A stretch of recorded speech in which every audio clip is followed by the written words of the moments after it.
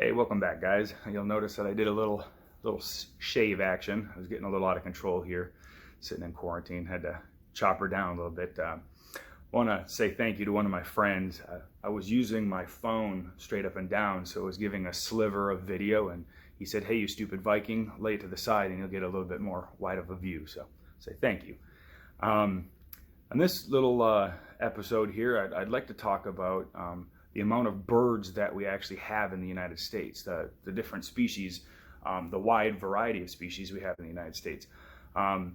There's a website called Ultimate Upland that I like to use a lot that these guys developed, and it talks about, of course, the different birds that we have in the United States. Talks about gun dogs and a bunch of knowledge and a bunch of information that you can gather from the website. So I'll put the description down in the video, so you guys can check that out. But something that I was looking at, I guess living in Alaska, I only thought that ptarmigan were found in Alaska and in northern Canada. I come to find out that there is white ptarmigan found in California, Colorado, and Utah. And I had no idea until finding this website, which is kind of cool. Likewise, like as we've brought birds into the United States over the years of invasive species that we've brought over. One of the biggest ones we all know, of course, is the pheasant, the ringneck pheasant that was brought in from Asia.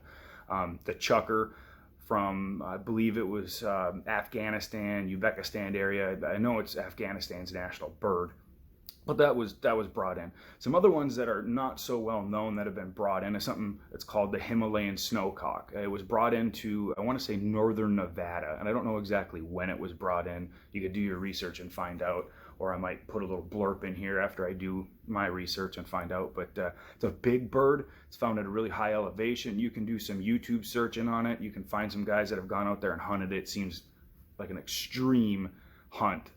Be kind of cool to do if I was in a lot better shape. But yeah, there's a lot of birds out there that we don't know about that I think it'd be nice that if we had more knowledge, it could be a bucket list for a lot of people to go and try to harvest one of these birds, or several of the birds. I was doing some research on the Upland Ultimate Uplands website there, and just looking at sharp-tailed grouse. And again, I knew growing up in Minnesota, I know that Minnesota had sharp-tailed grouse, of course, that your Dakotas had sharp-tailed grouse. I didn't know that there was sharp-tailed grouse ranging from Minnesota all the way out to eastern Oregon. I didn't know that they lived in such a vast area. So I'm actually pecking away at trying to do a future hunt where I'd like to go chase them in Nebraska. You've got a great amount of resources at our disposal online, like I was talking in a previous video, where we can just do some research and then you pull up all kinds of information on the uplands.